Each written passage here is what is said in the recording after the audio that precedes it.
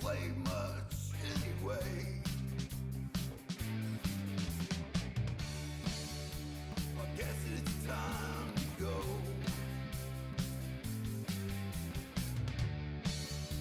To find out where we've been.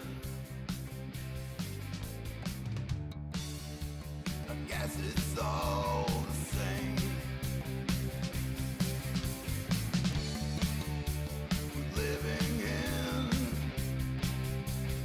Living in a dream, running away from life, running away from life, can run very far away. Time is running, time is running. Time is running, time is running out.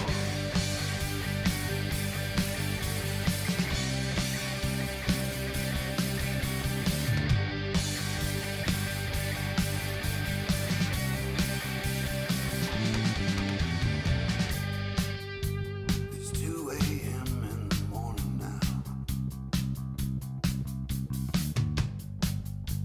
It's almost time for bed. Doesn't matter 'cause the TV's on. It's only on inside my head.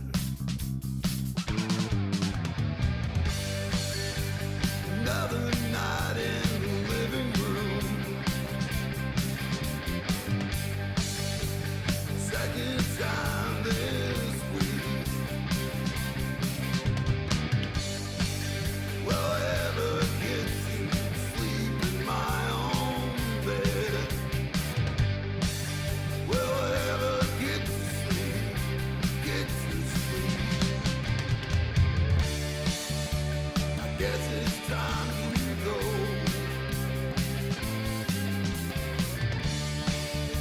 Find out where we've been.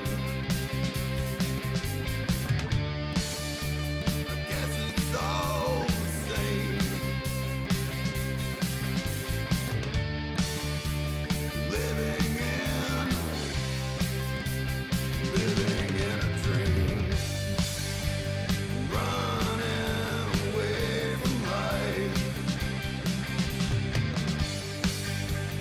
Running away for life. Can run very far away. Time is running. Time is running. Time is running out. Time running out. I guess it's time to go. Time is on our side. All we see, no time left for you and me. And it just seems like we're living in a dream.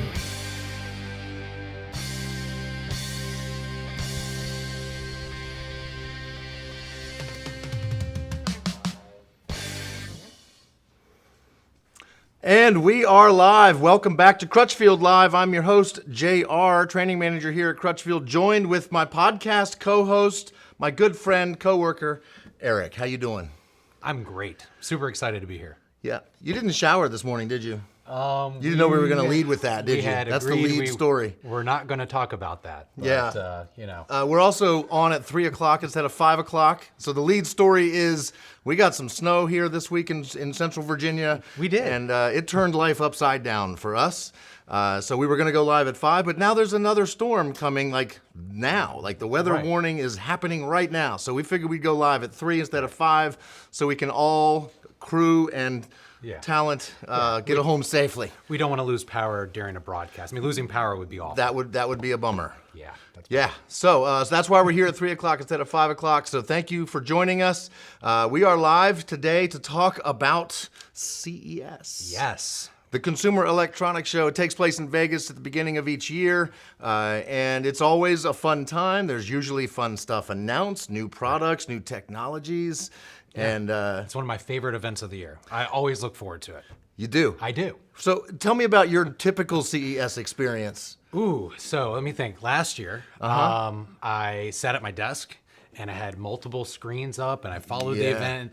And every now and then I would message you. Right. I'd be like, hey, man, there's this really cool event. Go check out this car. Go check out this booth. Yeah. And I think you appreciated that. And, you know, that's why this year I got to help cover it. So how is this year different for you? Not at all. Not at all. No, we are covering CES from our beautiful headquarters here in Charlottesville, Virginia. Yes. We have been following the coverage very closely. We're already getting some shout outs on Facebook. Jay says hi. Jay. Alyssa says, I love Crutchfield. And Hawk, is that maybe his sales advisor? Do we have a tech support? Who's Hawk? Go Hawk. We have a lot more employees today than we did a few years ago, so it's possible I don't know everybody. Benjamin says, good morning. So you must be on the West Coast, Benjamin. Welcome. Thanks for joining us.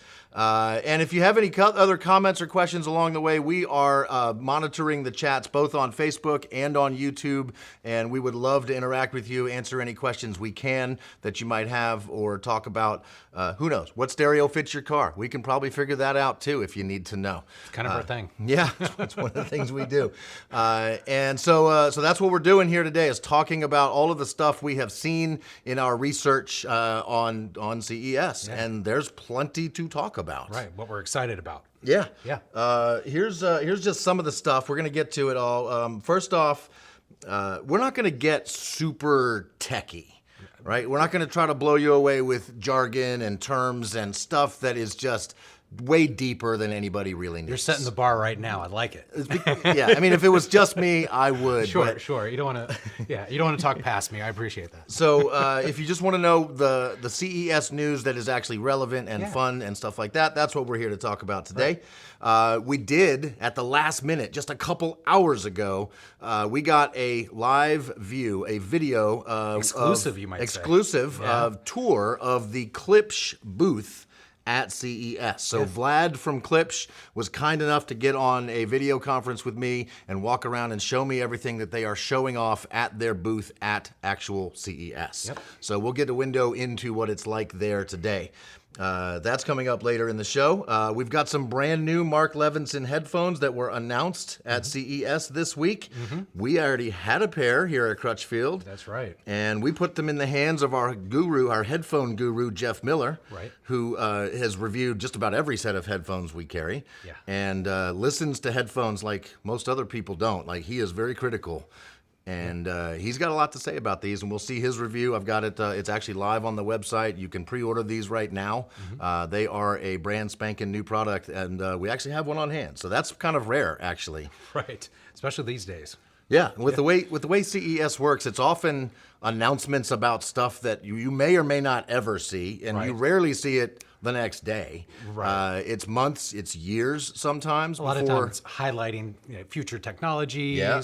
And a lot of times there'll be samples or maybe mock-ups of what they think they can do in the future when we're talking about some of these big companies. Yeah. And it's not very often these days that they lead with a product and they say, oh, and now it's available. We're ready to do this. Exactly. So that's pretty cool. Yep, pretty rare. Hey, we got a comment on YouTube from Elvio. Says, I'm really happy with the purchase I did, the Kenwood DNR 1007 XR. That's a really nice car stereo on the scratch and dent, which was brand new. And so basically, when we say scratch and dent, it's probably not even scratched or dented. Like, it's got to be really top shape for us to sell it to a customer. And you might think it's like new conditions. That's awesome. And Infinity speakers, just the beginning of more future purchases. So If welcome. he's happy, we're happy. Absolutely. Yeah, Welcome to the awesome. fold, Elvio. Thanks for the comment. Hawk is in tech support. I did just get clarification on that. Thanks. So we've got the new Mark Levinsons here to talk about, and we'll see what Jeff has to say about them. There are some really cool new products, like a Samsung Freestyle that we're going to. We don't have one of those on hand yet. A lot of buzz about that. Yeah, everybody I've talked to. Have you seen the new Freestyle? Yeah. And it's like a portable projector. We'll get to it. We'll get to it. Spilling the beans. Yeah. We will talk more about that. I've got it pulled up here so you can kind of see what we're talking about. And really, I mean, there's lots of stuff happening at CES, Right. but relevant to the products we sell, kind of the world of Crutchfield, the most buzz is about Sony, Samsung, and LG TVs. TVs in general. Right. Technology. So we're gonna start there. Yeah.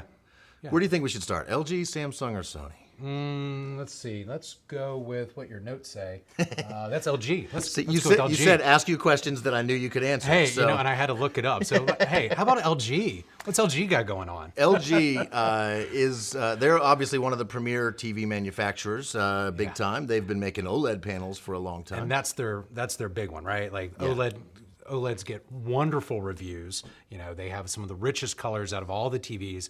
And a lot of the other companies are kind of, you know, they have a little bit of a target on their back, right? Because all the technologies that other companies are doing are kind of pointing at those LG OLEDs and saying, hey, this is how this competes with that, right? Yeah. Anytime you see that in this industry, that means somebody's doing something right. And that's what LG's got going on. So In fact, LG makes all of the OLED panels that even other companies that when they have an OLED TV, it's actually an LG panel. Yeah. So they know a thing or two about making an OLED. And Right. you know, one of the I don't know, is it a con about an OLED? One of the drawbacks, one of the things it's not super great at is being really bright or performing really well in a bright room. In general, when we talk about the LCD technology versus the OLED technology, you know, that LCD technology lends itself to being brighter right out of the box. You know, so if we were qualifying a customer for it, we might talk about how much light's in the room, right? So in the past, you know, that would help differentiate whether or not for a customer we were going to lean toward an OLED or an LCD. But LG is now making brighter OLEDs, right? Yeah, their OLEDs are big getting thing. brighter. In fact, any company that makes an OLED, their OLEDs are brighter this year for several different reasons. And also on the flip side, LCD TVs that do have light bulbs in them, right, which makes them brighter and better performing in a bright lit room. Yeah, but not always as rich on the color spectrum side of things, right? They're getting That's your better too. trade-off. Yeah. They're getting better too with more light bulbs that are smaller, mini LEDs, so that they can actually have better contrast ratio. In other words, that clear, defined line between OLEDs and LCD TVs, how you just went with one or the other, it's so blurry now. The good news is blurry. Nice. See what I did there?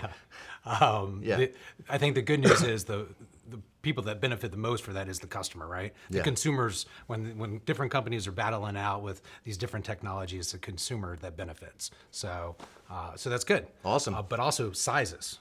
Yeah. That's all right. Hold that for a second. I'm going to address Kevin and Michael from YouTube. Okay. Kevin says, Morel 3-way carbon Elate Pro. Fancy. Great Christmas sale. Beautiful speakers. Thanks. Nice. Thank you, Kevin. Those are beautiful speakers. Morels are fantastic.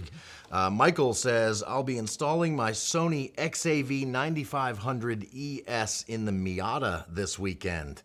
That sounds awesome. So that the 9500 ES, we've shown it on previous Crutchfield Lives. It's a Sony Mobile ES head unit, single DIN chassis, huge touch screen, Nice build quality. wireless CarPlay. very reactive. Oh, nice and it's quick. Yeah. gorgeous. And he's putting it in a Miata. That He's seems gonna like love a it. match made in heaven. Yeah.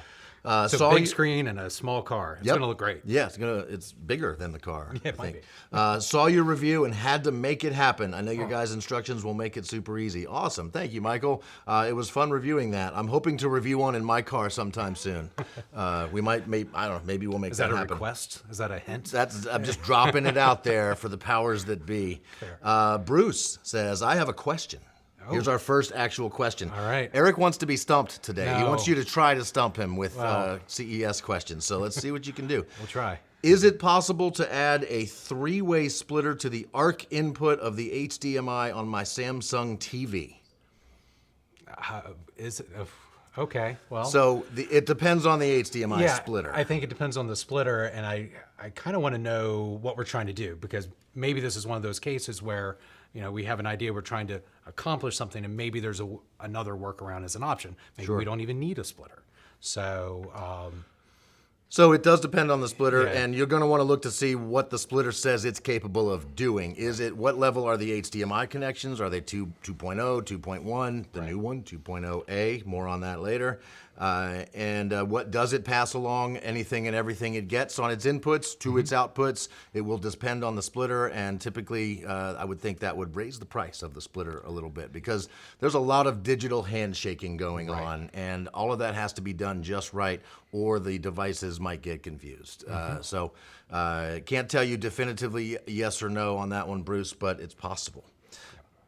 Turop111 says, will the RSX GS9 ever be available again? I need to look that up real quick and see what You kind of don't information. just know what that is off the top of your head? I know quite a few. We hope so.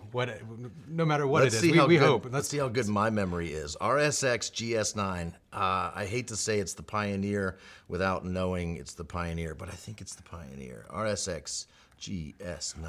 Actually populated there. It must be commonly searched. Did it come up? Yeah. Oh, it is the Sony. Their high-res digital media receiver. Oh, yeah. man, that thing's beautiful. And apparently not available. Temporarily out of stock. So it's not a discontinued model. Do yourself a favor, get on that email me list so that as soon as we get them back in stock, you'll know that that's the case. I'm bringing that up on this screen here, Yeah. so if you guys want to make it show up on the video feed, people at home can see what we're talking about. It is quite the radio. If you're into high-resolution music, the RSX GS9 will play all of the high-res files, and it's a deadhead. There's no built-in amplification. Right. It will send audio out to separate amps with some really nice speakers. This is a fantastic. It's all about sound quality. Right. Like you don't need a screen, you don't need CarPlay or navigation. You know where you're going. Then you don't need any of that stuff. If it's all about the sound quality experience in your High car, res. this is a pretty great radio. Not in stock now. Don't know when it will be in stock. Supply chain issues, chip shortages. You've heard that that's just kind of how it is. So we do not have any. We want it in stock. We don't have any insider intel that can tell us when it's going to be here. I'm sorry. He goes on to say he needs it for his Helix DSP as there is no Maestro integration for his 19 Volkswagen GLI. So, yeah, no, it'd be great to have that. It's one of the few, if memory serves, it has outputs that most other ones don't. Optical digital outputs on that. That's not something you're going to find on most car stereos. No. And that's so that you can go digital out to a separate processor to really fine tune and tweak the sound with a computer and stuff like that. Yeah. So this Turop111 is an advanced car stereo expert. And likes the good stuff. Yeah, no kidding. Moving on. Michael says, good afternoon, long-time customer. Thanks, Michael. Jay says, talk about mini LED and why TVs are using them more. That's where we're headed. Just want to make sure we got all these questions answered first. John says, I've got an older set of Klipsch 2.1 computer speakers, the non-Bluetooth kind, that has had problems with its subwoofer. Does anyone know if Klipsch will repair those for less than the cost of a new set, including the price of shipping to them and back? That is a question for Klipsch, and Klipsch's website will show you how to get in contact with them. I don't know off the top of my head. If you bought them from Crutchfield, start by calling Crutchfield Tech Support, and they can put you in touch with the right people and let you know what can be done usually. So that's where we're at there. All right, well, we got one more. This is great. I love interacting with people. Thank you so much. Jay says, talk 2.1A. It's on my list. I got it. And if a simple firmware could add it to 2.1 on a TV or a console, he's talking about HDMI. Yeah. You ready to talk? You know what that is? I know what HDMI is, Yeah. And I don't think HDMI 2.0 exists anymore, and I think that might be part of... Well, there's 2.1. Yeah. And now there's 2.1A. Right, but not 2.0. Yeah, we're here for you. We got you. All right, and Andre says, what happened to the LG Super HD TV? I had one, and it was the best TV and pick in the world, 65-inch. Super HD TV. I'm not sure how old of a TV you're talking about there, Andre. If you have any model numbers or anything, that might help us out. Yeah. All right, let's get into LG TVs. That's the perfect segue for that. What do you know? What do you want to start with about LG TVs this year? The big news to me is they've gotten bigger. right? Bigger, yes. Right? It used to be if you're shopping for a TV, they kind of maxed out. 77-inch was, their biggest panel, and they're introducing some larger sizes for us, and I think that's awesome. So the Z2 series, they now have an 88 of that, which is nice and big, but the G2 series, they go real big. Also known as Gallery. Yeah, the Gallery series. How big? 97 97. inches. That's a real size of TV you should be able to purchase 97. sometime this year. Yeah. Yeah. 97? Who needs a projector when you can get a TV at 97? Get this guy sit a little bit closer. Yeah. The pixel density is going to be nice on a TV like that. You'll be able to get pretty close to it with 4K content, and have all the richness of colors that you associate with an OLED. But now you can get it big. That's awesome. That's awesome. I want one. Yeah. And they are... You can have the Sony head unit. I'll get that. I'll get the get TV. the 88. Yeah. Totally even. Yeah, that's totally. They're also brighter this year, better heat dissipation so that the OLEDs can get brighter and have better contrast ratio, not just brightness, but better brights and darks at the same time. And let's talk about that real quick, because one of the few knocks for OLEDs over the last few years has been, the concern for burn-in, right? Yeah. This kind of reminds me of some of the concerns of plasma televisions in the past. And, they've kind of addressed that. We're talking about things like heat sinks and a lot of built-in software that will allow for that really not to be a concern. So much not a concern that they've actually made smaller OLEDs for this year, right? That are really aimed at gamers. Yeah, that would be the C2 series. Exactly. Now available in a 42-inch, so one of the smallest OLEDs you can get. Yeah. Pixel density is huge, so much more detail. You can kind of immerse yourself in it, sit right up on it, and take your gaming, your computer usage to another level. Absolutely. So, if they are targeting gamers, then they feel like they've taken that issue of burn-in, and they've it's done. They're not really concerned with it. You have to work hard to burn in any of these OLED TVs now. So. Right. So that's big news. All right, a couple questions are coming in here. Bruce, he's the guy that had the question about the HDMI splitter and the audio return channel. Cool. Bruce says, I have one bad HDMI input, seems it won't allow connection cord, and one ARC input works. And I'm not sure if that's referring to on a splitter or if that's on your current Samsung TV. Yeah. If your HDMIs are going bad, and with all of this new TV stuff that's coming out, you might want to consider looking for one of the new guys with the newest version of HDMI. It'll have the most capabilities for sure. So you know this story, but I don't think we've shared it before. I was having some connectivity issues at my own home setup. Was doing my HDMI switching through a receiver, going out to my TV, and I was streaming some video, and all of a sudden I was starting to get some sync issues. My audio was cutting in and out intermittently, right? So only every minute or so it would go out for 10, 15 seconds. Really annoying. Unacceptable. Yeah, and I have some really good HDMI cables, but it dawned on me that they were older, really good HDMI cables.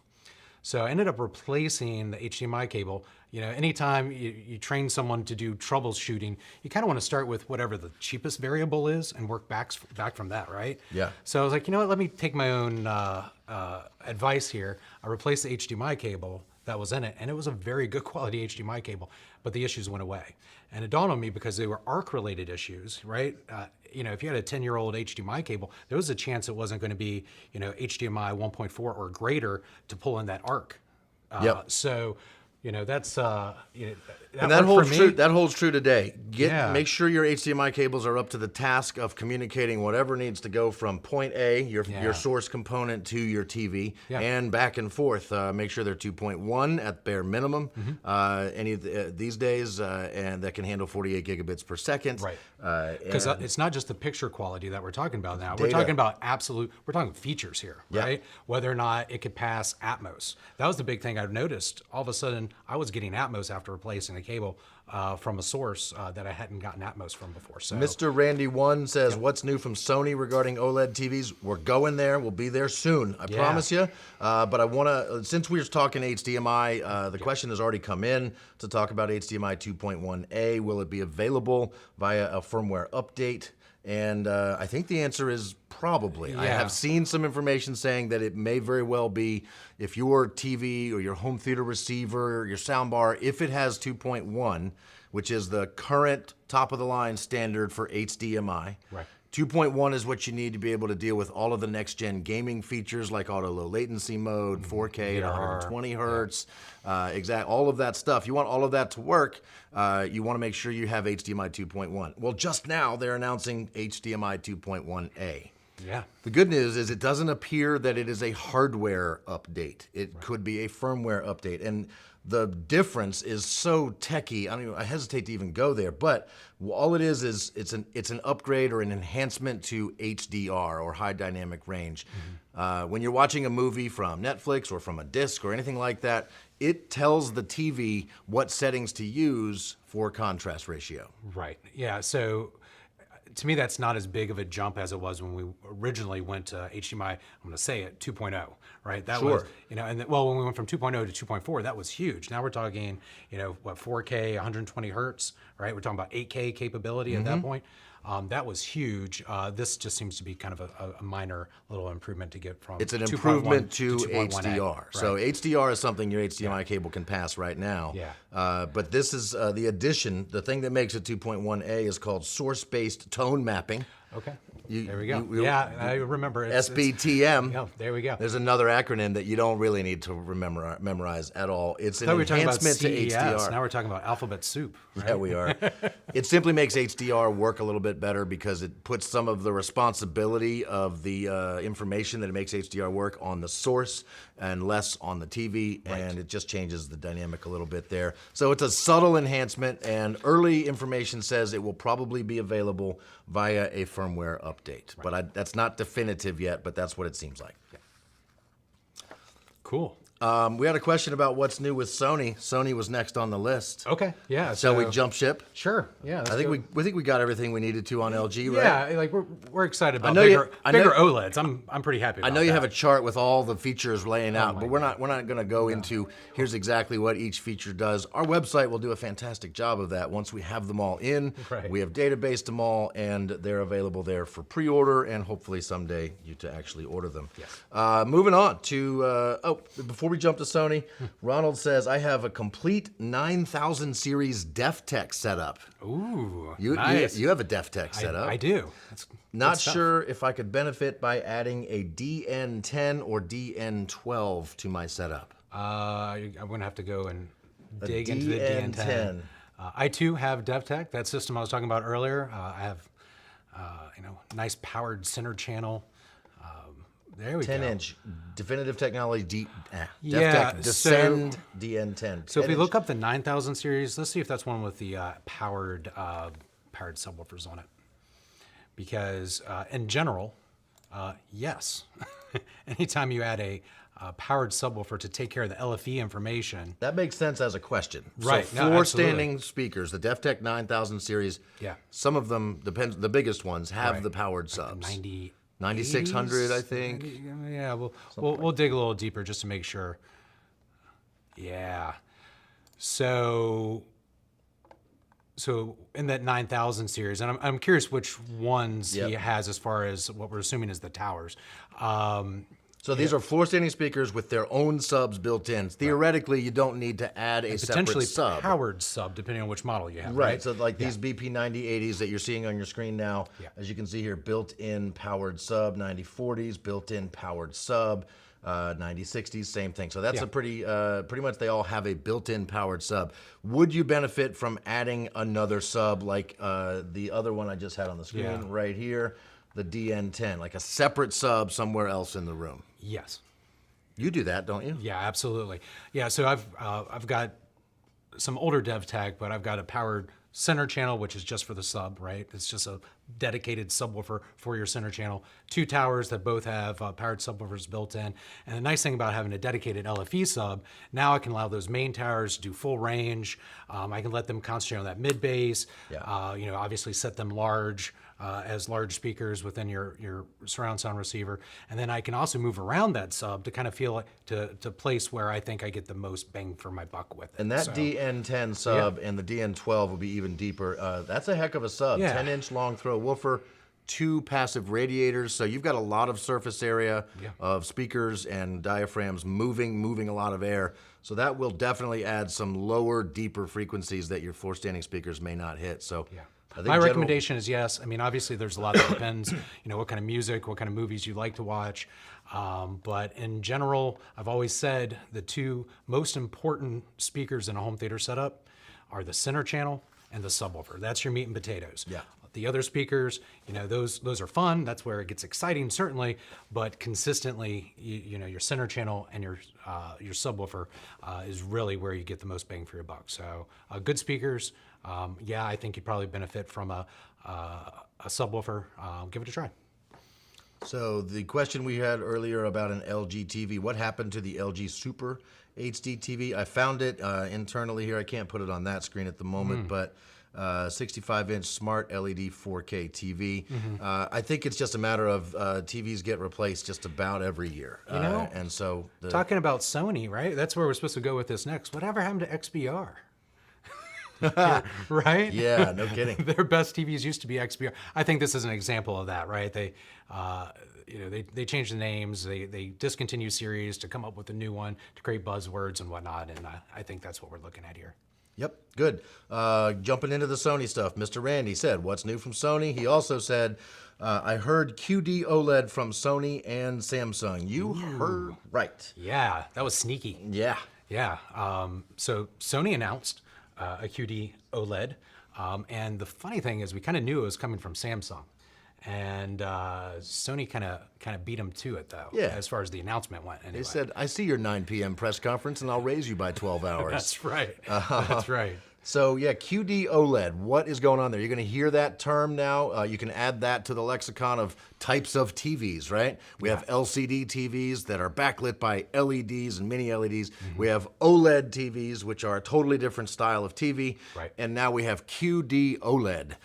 Which the QD stands for quantum dots. Yes. Which is something we've seen on LCD TVs. Right. So quantum dot technology, without getting really down the rabbit hole, it was developed to compete with OLED, right? Like it was, supposed to be able to be brighter, but still be dark in colors. And it's rich literally with the a colors. layer of little dots, Like quantum printed dots, billions on of them, dots, that are excited by the electricity, by light shining through it, and they add color and vibrancy to the color. Right. So if you combine that with the OLED. With the self-illuminating pixels. Yeah, so now we've got kind of 2 competing technologies merged together, and from what we're seeing, what we're hearing, amazing off-axis viewing, right? Incredibly rich black levels, really great color representation, and we've heard the reds and the golds. They really pop off the screen better than any, what they're saying, better than standalone OLEDs. And really excited about that technology. And they're not just putting a layer of quantum dots in front of the same OLEDs they've been making. Right. They are, because of the quantum dots, they are able to retool each individual pixel and what's in there. There's the colors need to be, all of the colors we see are created from red, green, and blue. And so this changes how the RGB is done in each little tiny pixel. And is it a blue one that they then extract red and green from? Or is there a white LED in there? We said we weren't going to get too geeky. I'm just throwing out there why we're not getting too geeky. We're not going to, there are videos out there if you want to go get geeky with it, close-up shots of the actual pixels. It's all out there. We're not here to go there. Well, we are excited that it's coming. Again, this is... the benefits of it are what has us excited. The fact that our OLEDs will look better in brighter rooms. Right. And the fact that the LCD TVs will have more mini LEDs on them. So, I mean, really just go for a great TV of either kind and you're probably okay now. Yep. Yeah, exactly. Great. Cool. Did that sum up everything from Sony? No, it not didn't. at all. I don't think we dropped any models. So they're pretty excited, and we are pretty excited about their flagship. It's the Z9K. Yeah, so that's their 8K entry, right? Yep. A lot of reasons to get an 8K TV other than just being 8K. that's their top of the line TV. That's a mini LED. So do you want Yep. to talk briefly about that versus OLED? Because So it's a little different. Each pixel is a liquid crystal display, and Right. then there's a panel of light bulbs behind them. Mini. Yeah. Not mini as an M-I-N-I, but mini as an Many, M-A-N. There's many lots. LEDs. That's what I'm saying. Yes. And on top of the line TVs that use regular sized LEDs, we're talking about 100, 200, somewhere in that neighborhood, that Right. many bulbs. Yeah. Mini LEDs, there could be significantly more than that. Right. Because they're smaller and they can be grouped into zones, they might be able to be controlled individually. We don't know yet how intricate the control is, but suffice it to say, if you only need a tiny bit of your screen to be bright and the rest of it is dark, like let's say the moon in a black sky, most of your LED bulbs can be turned off and just the moon, and you won't have that halo effect that you're going to see on so many LCDs. And so that gets significantly better, which is the only real drawback when compared to an OLED TV is that. And the fact that that is now becoming less of a problem because of these mini LEDs. Your LCD TV performance is getting closer to that of an OLED. Your OLED's getting closer to that of an LCD.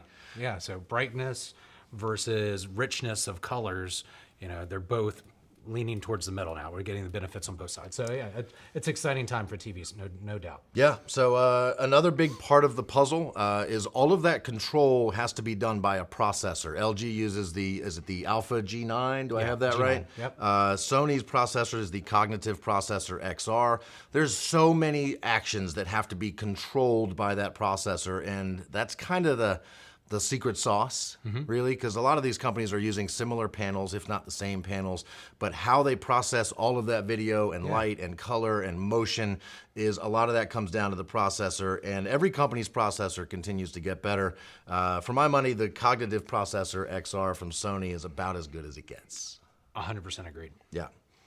Also on Sony TVs, the Bravia Cam. You want to talk about a camera on a TV? Sure. Why would I we've want a seen this camera before. on a TV? Yeah, they tried it for a little while. Yeah, kind of. People were like, "No thanks." Yeah, I don't really want That's that. kind of coming and- back. Yeah. We're all working from home now. Right. We're all teleconferencing with our doctors now. Yeah. Web conferencing with family, with work. There's so much more of that happening. And do you always want to be sitting at your work from home desk looking at your computer Right. or When your you've got phone? this incredibly high resolution TV potentially sitting in your living room, maybe you can have those conferences from the comfort of your living room now. So so that camera, there's some pretty cool features that they've talked about for now and for down the road. Obviously, the video conferencing now. Out of the box video conferencing from your couch. Very cool. Yep. What are some future upgrades that might happen with a future like a firmware update? So the sound, the combination of using the video camera to see where your sitting position is, to be able to adjust the sound, to basically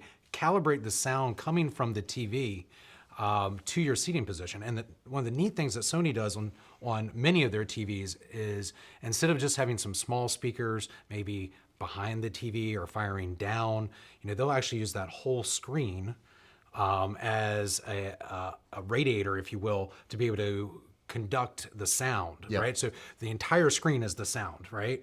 So they can now focus that based on your seating position using that camera. And that's kind of neat. They can optimize the picture and the sound for wherever you're sitting. And it knows where you're sitting because of the camera. Yeah. Right? So if you're on the left side of your couch, the right side of your couch, your recliner, it can optimize the everything for you, or if the whole room, if it's full of people. Right. If there's no people in it, it can detect that too, and it can dim the TV down a little bit, so it's not using as much power when you are in the kitchen getting some more munchies. It can also turn the TV off when you're sitting too close. So if you want to make sure your kids are sitting back, not too close, you can do that. And maybe even like gesture control. Like Tom Cruise in that Future movie. Yeah. So this is a trend we're seeing this year in CES as well. Basically, touchless control of things. And we're all aware of the world that we're living in these days, and less time we have to spend touching controls that maybe are controlled by many people. That there's a benefit to that, certainly. Yeah. So. So you can raise your hand. Like if and you then wanted to mute change your the TV, channel. you could just do like that. Yeah, there you go. Right? Are you? It doesn't work with me. No. I haven't gotten that upgrade yet. We're getting there. So the Bravia Cam, it also has a little physical way to turn it off, block the image and the microphone. So if you are concerned about it, Sony says they're not listening, they're not watching, they don't care what you're doing. It's there to help you. Right. But if you want to make it so it's impossible for it to see you, you can do that. So there you go. Samsung, as we mentioned, also doing the QD OLED thing. Oh, we've got questions coming in. Let me stop. Yeah. Let's go see what's happening here. Let's see. Bruce said thanks because we talked to him about the ARC inputs on his splitter. MJ Bird, Mr. Randy, I heard QD OLED from Sony and Samsung. Yep.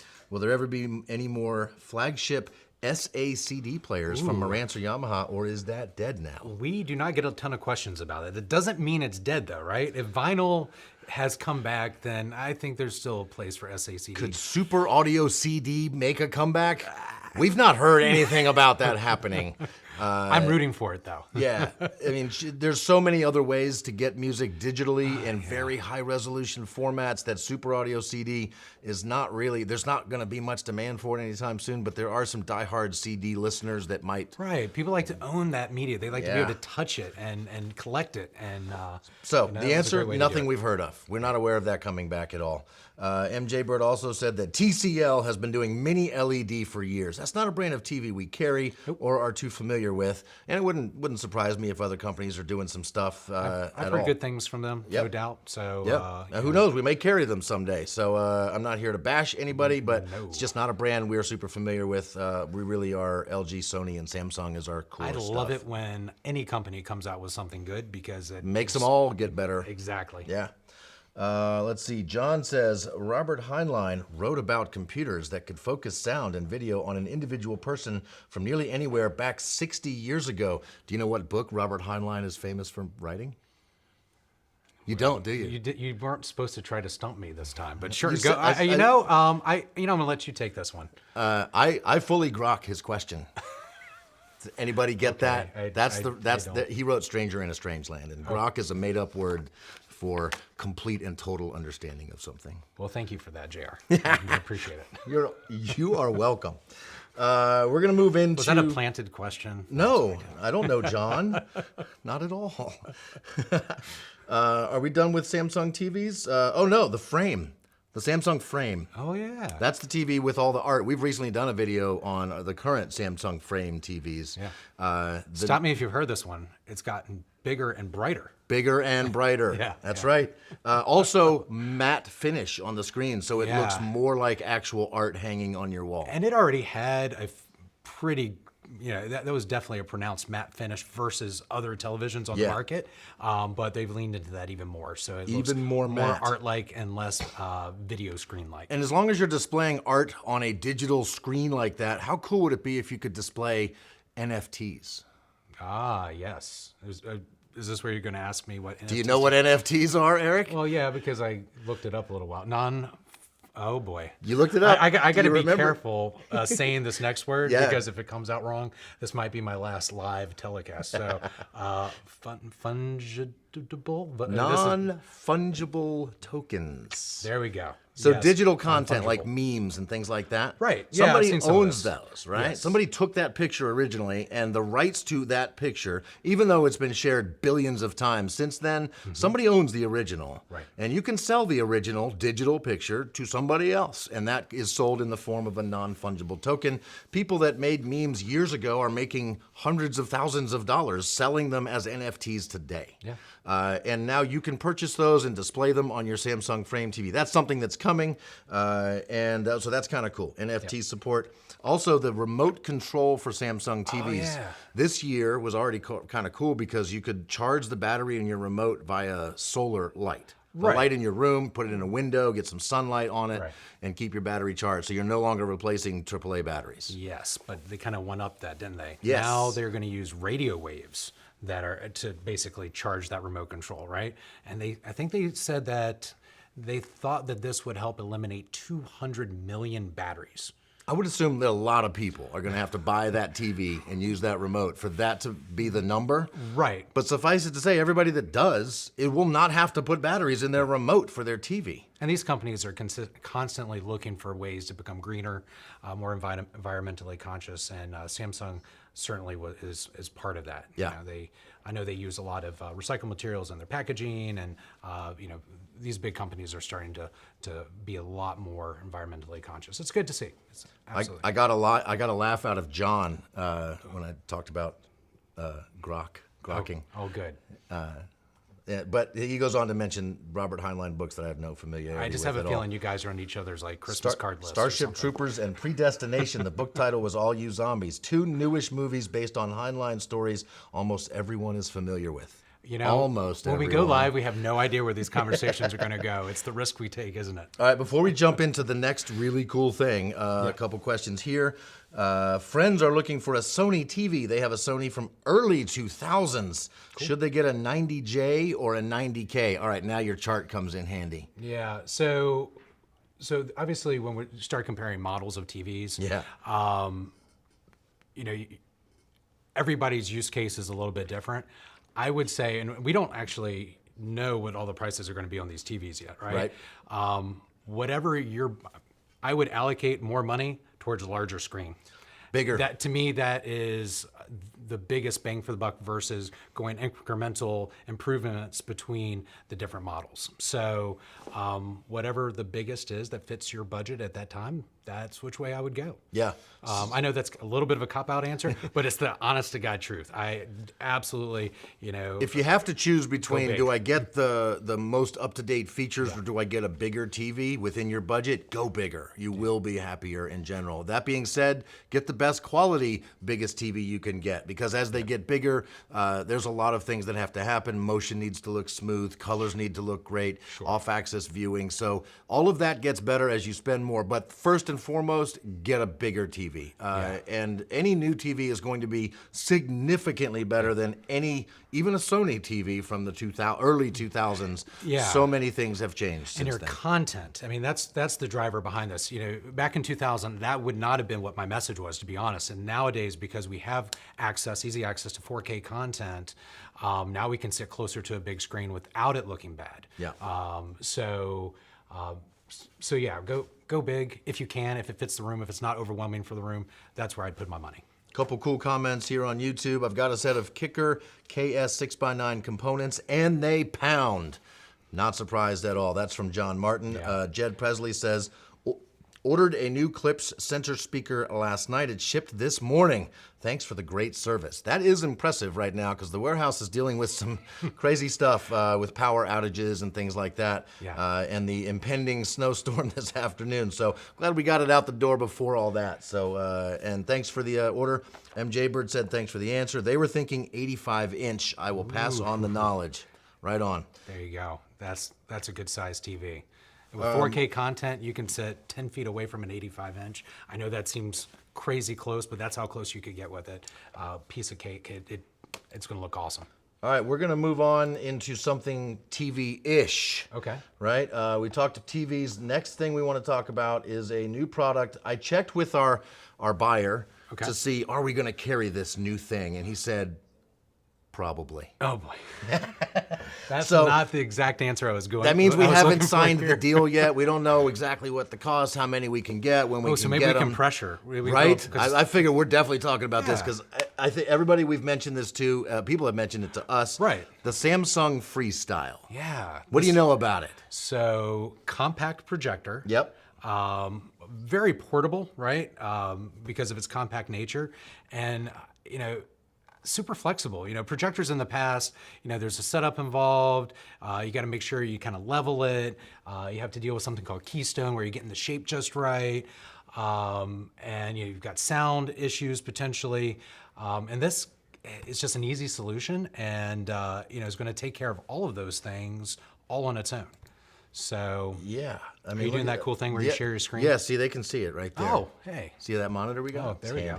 Sweet. So yeah, this projector comes on a stand. It needs to be plugged into the wall. If only thing you buy is the projector. Right. It's portable in nature, and they do sell an accessory where you can add on a battery to it. Lots of cool accessories for it on the same page. I'm looking at Samsung's website here, by the way. Hey, so there we go. Going right to the source. But there's the Freestyle. There it is, pointing at the wall.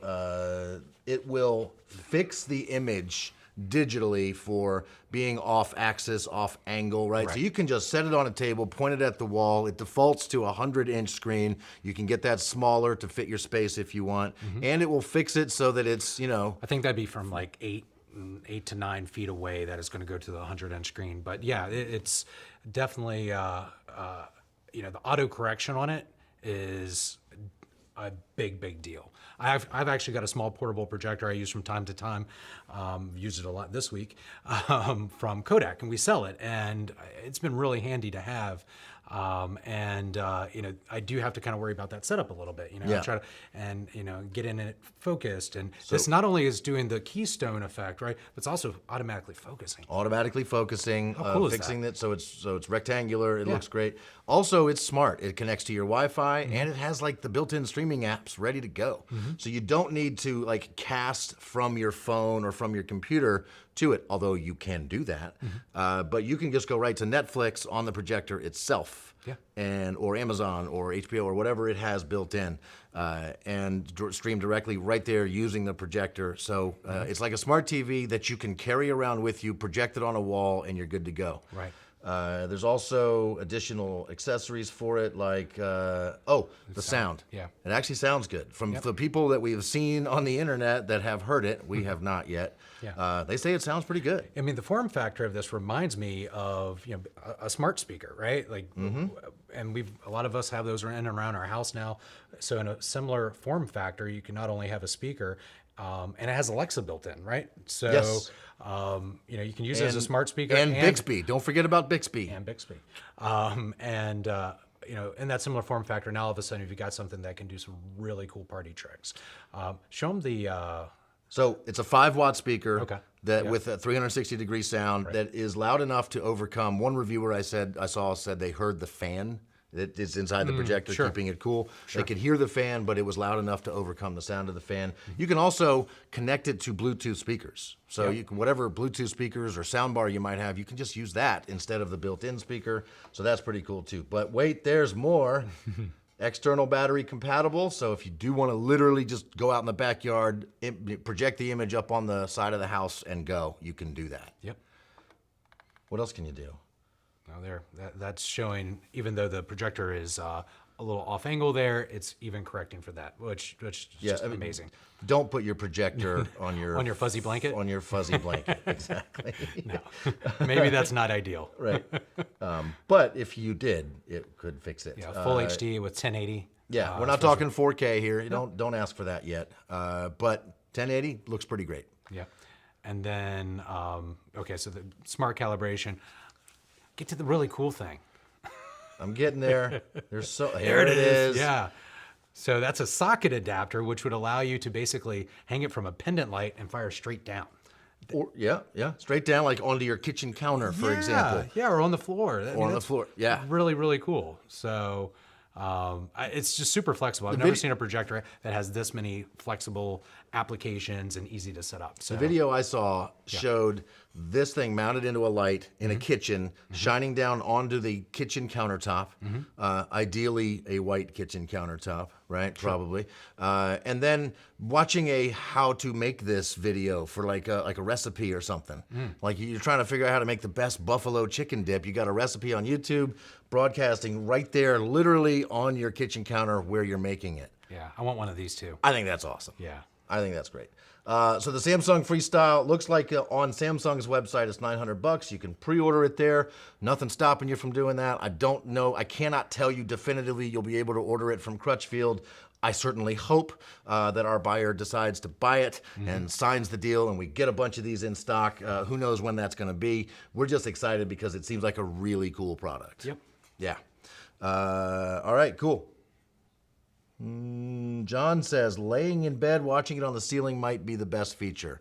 Yeah, this would make that pretty easy to do. Yeah. I'll put it on the nightstand, face it up, it'll fix the image, and then, I mean, that's reminds me of those first Philips plasma commercials that came out, you know, from like 1999, I think, around that time, where they always had them on right above the bed, right? Yeah. Yeah. They weighed like 150 pounds for a 50-inch, right above the bed. Yeah. So we've done a lot of talking about CES, but we haven't seen any actual CES. Yeah, we should We should do that. You want to see some actual CES? Yes, show me some CES. Earlier today, just a couple hours ago, in fact, I got a window into the Klipsch booth at CES. Vlad from Klipsch put me on his phone, and he walked around and he showed me all of the stuff that they are showing off at the Klipsch booth. He's going to show us some stuff that I'm pretty sure we won't carry, but we are still very excited and happy that it exists, and some stuff we will definitely be carrying. Yeah. And it's just nice to see what actual CES looks like. So are we ready to queue up, ready to go? All right, cool. This will be a few minutes. Erica and I will be here looking at your questions. If you ask any questions while the video is playing, great. I will try to answer them. And otherwise, we'll see you back here in just a few minutes. Let's go to Klipsch. At CES with Vlad Grudzinski from Klipsch, who is going to give us a tour.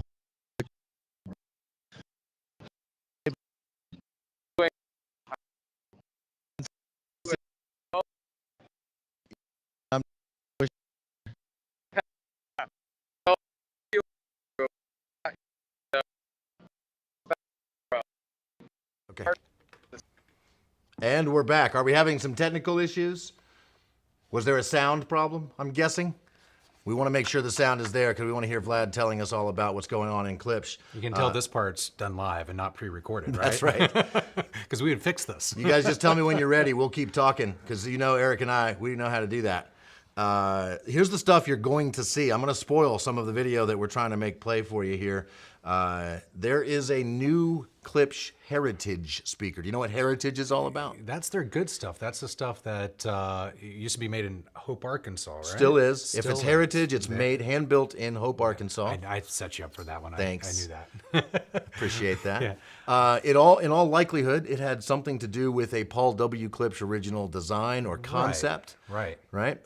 Not everything. Like there's some newer stuff that they call heritage because it really fits that style, that motif, that level of performance. Like the Klipsch 5s are heritage, right? Right. Yeah. That's a newer build. But there was a Klipsch Heritage. There is going to be a Klipsch Heritage speaker that was never actually produced. Yeah.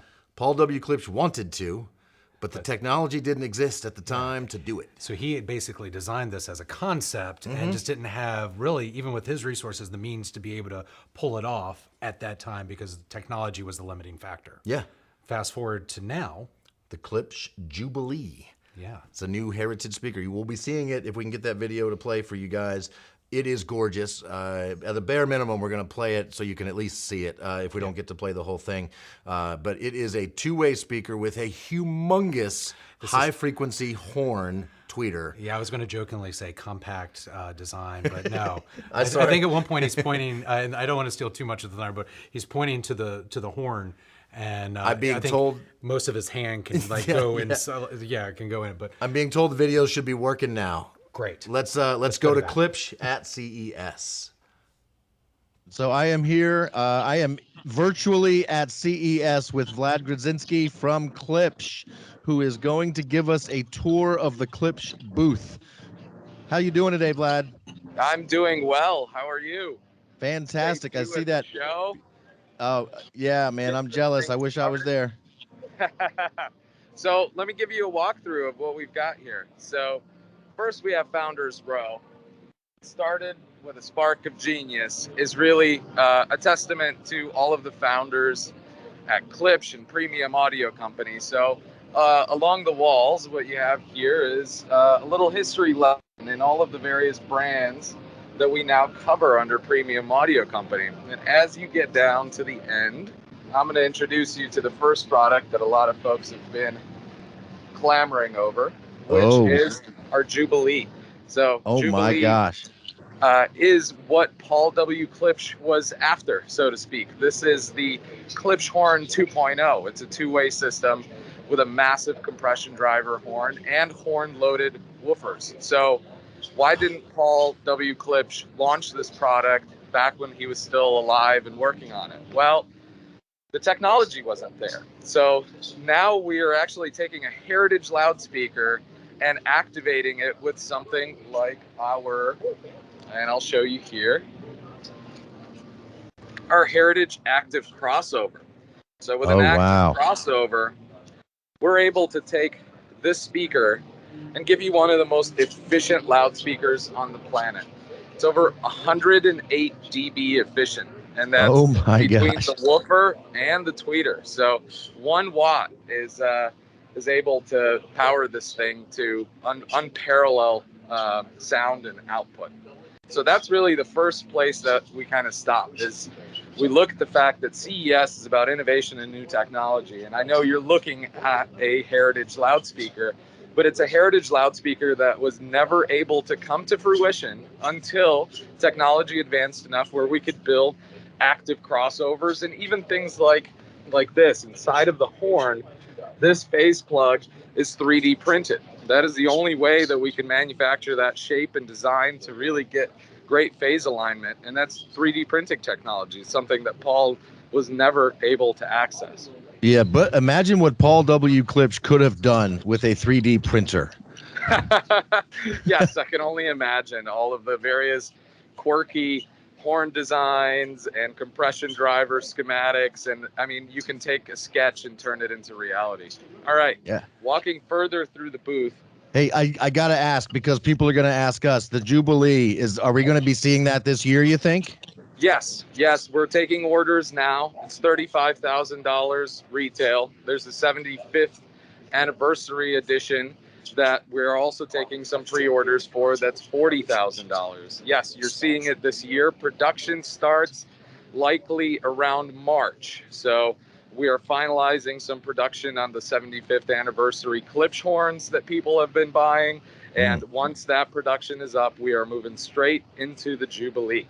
Oh man, that is fantastic news. Thanks, Vlad. What's up next? Well, what's next might be something more everybody else's tea. Is an all-new reference series of loudspeakers. So this isn't reference premiere, this is reference. And this is reference with an all-new fastenerless design, 90 by 90 horns, new woofers that are steeper in angle, a little closer to reference premiere, and just a beautiful loudspeaker.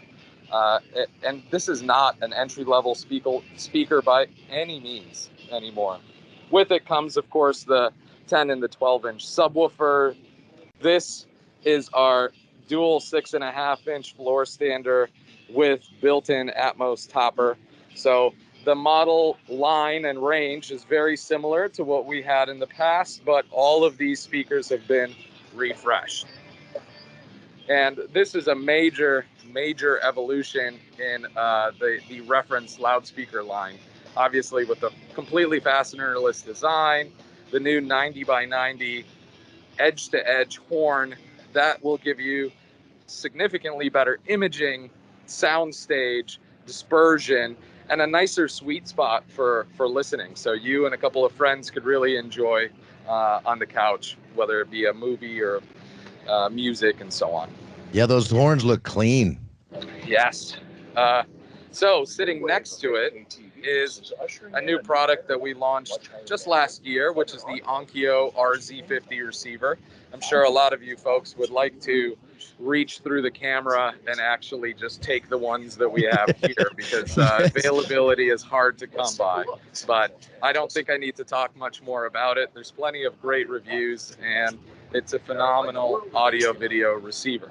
Hey, I just want to comment and say how thrilled we are that Onkyo is still around, thanks to you guys, because Onkyo receivers have long been one of my favorite home theater receivers, and so it's just fantastic that they still get to power stuff, and they're a good match for Klipsch speakers. Thank you. Yes, we're very excited about it also, obviously, and with it comes a great engineering team in Japan that really knows what they're doing in this world of 8K, 4K 120, and all of the technology that comes along with it. I think the testament goes out to them and their ability to build firmware and software for these audio video receivers that out of the box is working flawlessly and updates automatically, and it's going to be supported for the foreseeable future. So that is awesome, especially for anybody that already owns Onkyo, knowing that they're full, alive, and well, and ready to support at a moment's notice. Yeah, so whether you're an Onkyo fan from years past and you want the newest stuff, that makes sense, or you just want a receiver that's going to be able to do everything you need it to do for new next-gen gaming consoles, all that stuff, these things are ready to go for now and what's coming in the near future. Absolutely. So yeah, one of the products that we have out on display is an Xbox Series X. Also something that you guys probably want to reach through the screen and grab. So we'll put security at both ends because those are incredibly hard to find. Yeah. And that's because 4K 120, totally capable, totally possible with your Onkyo, Pioneer, or Integra audio video receivers. That's fantastic. All right, here's a fan favorite. To just demonstrate what Klipsch is capable of doing, we had to have a set of Forte 4s. And honestly, this is probably one of my favorite speakers that Klipsch has ever made because of its just full range capability, its large passive driver in the rear that allows you the ultimate versatility in positioning the loudspeaker because it's not ported. You can put this thing up against the wall and it'll sound phenomenal. And with it, we have the Pioneer Elite VSX LX 505. Once again, very similar in inputs and outputs to the Onkyo. So it's a 9.2 channel receiver from a power standpoint. But you'll also notice that the VSX 505 has pre-outs for all of 11.2 channels. So if you're going to be using your own amplification, you can really have a massive, massive system. So you might be wondering, what's this microphone that we have positioned here? Does it come in the box? What is this all about? So tell us more, Vlad. Yes, this is a mini DSP UMIC 1 microphone, which is for somebody in the audio world, if you want to do room measurements inside of your house, spend $100 or $130, buy one of these microphones, and you can do room measurements of your house and correct for room modes and do auto EQing. Well, this microphone is also compatible with Dirac, which is included on all three of the aforementioned receivers. You can run the entire Dirac room correction process, which is, by the way, the best room correction you could possibly get that we are aware of. And it's usable with the Pioneer, Onkyo, Integra apps. It's usable directly with Dirac, but you can, even on a 2-channel setup, use Dirac to optimize for your room. And that goes with, like I said, all of the Pioneer, Onkyo, and Integra receivers we're showing today. Man, so really stepping up the room calibration DSP game. That's awesome. Yes, which is phenomenal because how many of us have had an experience where we listened to a speaker and we really loved the way that it sounded, bought it, took it home, set it up, and it doesn't sound anything at all like that? And that's because, you know, we've got live rooms nowadays. We've got hard floors, hard surfaces, ceilings. It's very difficult to get around. And even with just base loading in general, you put these things into a corner and they're just not going to sound the way that you expected them to. And that's an area where Dirac could really, really help out. And just to be clear, that mic is not included, right? That's correct. The mic is not included. Is there a less expensive version of a microphone included? Yes, so I think that's very important. Is everything you need to run Dirac at home with this Pioneer, Onkyo, or Integra is included in the box. If you want a professional calibrated microphone like this mini DSP UMIC 1, you can get it and you can configure to your heart's desire. So it's really a testament to how scalable these systems are, especially with integrating with a third party like Dirac. You're not dependent on what's just built in the AVR. You can really, really customize your setup. And that also includes some of the other advantages of Dirac is you could pick your own target curves. You don't have to pick between 2 or 3 presets that we selected for you. If you want a Harman curve, if you want a Klipsch curve that you build yourself, you can do that with any of the speakers that we have here and Dirac. All right, fantastic, the final phase is really all of our connected audio products. And this celebrates our launch of the Klipsch Connect app and its integration with a myriad of products, whether it's the T5 ANC McLaren Edition, the T5 Gen 2 Sport, the McLaren Edition 5s Ooh. or the Cinema 1200 soundbar. All are compatible with Klipsch Connect and expand on the functionality that you naturally have out of the box with the product. And that means you can EQ to your heart's desire. You can custom configure these products to work with wired subwoofers or really expand functionality, I guess is what I'm getting at. So control and unlocking some features. Exactly. Yeah. So with the 5s, for example, you'll be able to configure your own EQ. You can do room gain compensation. So whether you have it set up in a corner or by a wall or freestanding on a set of speaker stands, you could switch inputs, you could adjust volume, you can do just about everything the speaker is capable of doing directly from your phone.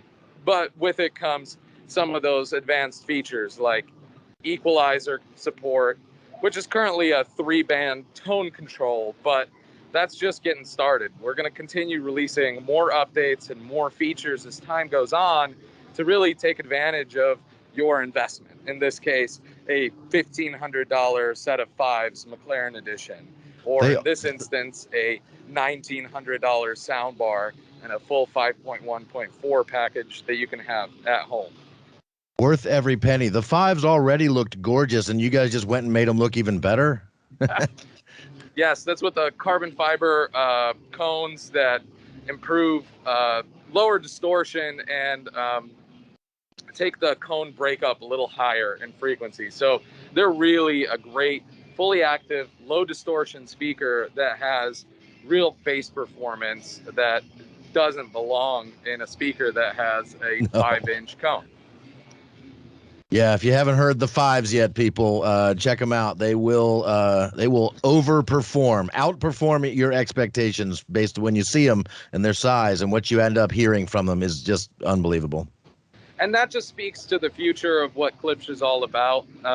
Paul W. Klipsch was all about efficiency, and the most efficient speaker you could ever get is always going to be one that is actively powered. So actively powering a speaker bypasses the passive crossover network, gives you ultimate flexibility and customizability, and we can really drive performance that seems like physics would otherwise deny, which is what Paul W. Klipsch's products were always known for. Yep. Well, and that's really our little premium audio company booth this year. The show presence is quite a bit less than usual, and I'm really glad I could do this with you guys over Microsoft Thank you. Teams. Yeah, Vlad, thank you so much for taking the time to do this. I wish I could have seen you in person, but this has got to be the next best thing. So really appreciate it. Stay safe out there, and man, have a great time. Thank you so much. I appreciate it. Welcome back, everybody. Thank you for sticking with us. That was a really fun time talking to Vlad and getting to see the actual Klipsch booth. Whenever we actually go to CES, that's always one of the things I am most looking forward to, is walking around the Klipsch booth. Even it's just because those things are, yes, there's a comment that just came in. Nicholas Hoffman says, by the way, those speakers look beautiful. Which one? Yeah, all of them. The new McLaren 5s, Yeah. the new reference series looks great. Yeah. The Jubilee looks fantastic. Absolutely. I don't know if we're going to be able to carry that Jubilee. It's not a cheap speaker. Yeah. It's very expensive, very big, very heavy, I'm sure. And it may just not be something we carry. So jury's still out on that. But boy, I hope we do. Yeah, that'd be awesome. And is there some car stuff on CES this year? One of the questions from Nicholas Hoffman. Not a lot. No, not really. There was only 1 or 2 brands that we carry of car stereo that was even at CES. Right. Pioneer was there. We did not have a chance to hook up with them and get connected. All of the action and excitement seems to be about TVs and the Freestyle and some other neat gadgety type stuff. Yeah. The good news is there's definitely new products coming out from Yeah. the car manufacturers this year. They just didn't have much of a representation. Yep. At, Supply chain CES. issues make it. They're not even sure when stuff is coming out, when the new models will be available. So they're sort of maybe not trying to announce stuff they can't actually make, which is admirable. So good job them. We've got a few things left to show you, one of which is actually here in the studio with us. Mm-hmm. These are the Mark Levinson number 5909. They are an over-ear wireless Bluetooth noise canceling headphone. Yeah. And they are a premium headphone. I mean, you can get headphones that do all of that stuff for $300 or $400 from many other brands. This is a much nicer set of Get your headphones. hands on those. What I think is really nice are these. It seems like is that a memory foam maybe in there? Yeah. But extremely comfortable headphones. Yeah. So. There you go. What? Can you hear me? Huh? Perfect. It's not working. No, I still haven't. it is working for me. No, I still It haven't worked gotten the totally. upgrade. So these are some pretty sweet headphones. Bluetooth 5.1, 65-foot range on them, compatible with the higher resolution Bluetooth streaming that you can get on many phones, especially Androids, like aptX, aptX Adaptive, and LDAC audio streaming. So Jeff Miller is our headphone guru here at Crutchfield. He got to spend some quality time with these headphones, and if you go to this product on our website, and I'm pretty sure we're putting a link to that out there so that you can get there quickly and easily. If you go to the product page, go to the overview tab and click keep reading, you'll get to see everything that Jeff wrote about these headphones based on him spending a week with the actual headphones. These right here. We drove to his house and picked them up yesterday. And this part in the blue here is specifically what he got out of listening to those headphones. The detail he talks about, how different recordings, he was bringing different things out of different recordings. I mean, he just really goes into, nobody reviews headphones like Jeff Miller. Right. And it's really, really nice. So definitely check that out. All the specs are here. They are extremely comfortable. They sit nice and tight on your head without pushing too hard. So I feel like they're secure and at the same time, They look nice too. I like the contrast and stitching in them. It's got a nice machine metal feel on the outside. Yep. Very nice. Very nice. So really nice headphones are available for pre-order right now. We have an ETA in the system. When we have an ETA, right here it says we should have them by February 7th. Yep. When we put an ETA out, it's because we've got some actual shipping information. Right. Pretty sure we're going to get a shipment of them. How many in that shipment, we don't know. But the sooner you pre-order them, the better chance you have of getting one in that first shipment. So pretty excited about those for sure. Yeah. What else are you excited about? Big TVs? No, Big we already TVs? been there. We did that, right? How about the new drone? Ah, yes, it's a Sony drone. Now, so if we rewind to last year's CES, they actually kind of gave us a sneak peek of a Sony drone. Cool, you're sharing the video of it? Yep. Yeah, that's awesome. And this is one of those cases where that sneak peek actually turned into real product. So this is the Airpeak drone from Sony, and there's definitely a buzz about it at CES this year is being showcased. A buzz. You like that? Oh, I picked it up that time. Yeah, there you go. So it's quadcopter with a first-person view camera, Right. Remote controller, 2 batteries, and a charger. Well, let's talk about first-person view. So it's got a display that gives you first-person view of it. The camera for this particular one is sold separately, right? I wonder, and I'm just thinking out loud here, it says with FPV camera, so I kind of think that camera comes with the drone. Okay. But it really shines when you strap a Sony Alpha full-frame mirrorless camera to a gimbal. It can carry all of that. Right. That uses the E-mount lenses, so you'd have you'd be able to change through multiple lenses for it. Depending on what shooting you're doing. Now, this is not an entry-level camera, obviously. No. The price Are you speaks to making that. a movie? There you go. You might want a cool drone shot. This would be really good. Sony knows for a thing that. or two about making movies, right? Yes. Yeah, they do that. So 55 miles per hour, resist winds up to 44 miles per hour. You can fly it for 22 minutes on the battery. Retractable landing gear, so you make sure the legs aren't going to get in your shot at all. yeah, and just it looks really cool. Yeah. This is not your average everyday drone. This isn't something you buy for the kids and put under the tree. No. This is a... This is not for an amateur. This is a professional movie making style drone. Hence this note right here, contact one of our drone specialists, which we really do have several drone specialists. One of them happens to be this guy right here. Oh, Carlos. That's Carlos. He flies drones competitively and knows everything about drones. It's not He's possible built his to own drone. Yeah. Right. Yeah. Not many people can say that they've built drones out of parts they found, and he's done that. So Yep. lucky to have him here. So yeah, though if you're interested in the Sony Airpeak drone announced last year, in stock. That's the most exciting 2 words I can possibly show you on our website right now. We have a couple of them in stock. Right. So if you're still watching this, you have the insider knowledge right now. Go to Crutchfield.com and buy the Airpeak. Yeah, we're one of the few authorized online dealers for this particular product too. So excited to have it. We are about to wrap this thing up. We've got one little thing we want to share here before we close. If you have any final questions, now would be the time to get them into us. Thank you to everybody that's been watching with us this entire time. I hope you got something out of it, learned a little something, and that you will be a smarter shopper because of it. Earlier, I mentioned this, we mentioned and talked quite a bit about the Samsung Freestyle. I didn't think this was going to happen. This is I pretty didn't cool. either. I pinged one of our buyers earlier today, and the answer was probably we'll carry it. Right. Literally, while you were watching the Klipsch booth tour video, that buyer sent me a note and said, I got to read it verbatim.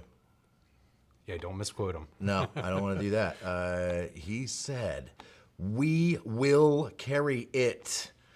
We should receive them in, I'm going to be extra conservative here just to be careful, Q1, meaning they're going to be in stock probably sooner than you might have expected. Towards the end of Q1 to be on the safe side, but so we're going to carry it. We are. Awesome. He must have signed the deal and ordered some Freestyles. I think that was us. So, I think we pressured him into signing the deal. Like, they said it on live. I guess we got to carry it. So we'll have to learn.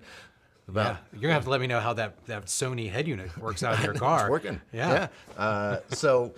So we're pretty excited about the Freestyle. When we get it in stock, we'll database it. We'll tell you all about it. It'll be on our Crutchfield.com. Keep an eye on Crutchfield.com and search for that Samsung Freestyle. That's when you'll know it's available for pre-order from us. Bruce says, this was fun. Thanks, guys. That's what we're shooting for. Yes. Is to have fun talking about the fun stuff that we sell. And because it really is. I mean, like you always say, people don't need this stuff. They don't. Some people think they do, and bless their heart. I'm glad they think that. But at the end of the day, we sell toys, and it's fun to sell toys to folks. So Daniel says, thanks, great show. Been taking notes. Ooh. Uh-oh, he's got the notes. He's going to fact check us. Is the fact check video coming out Why is soon? that scaring me?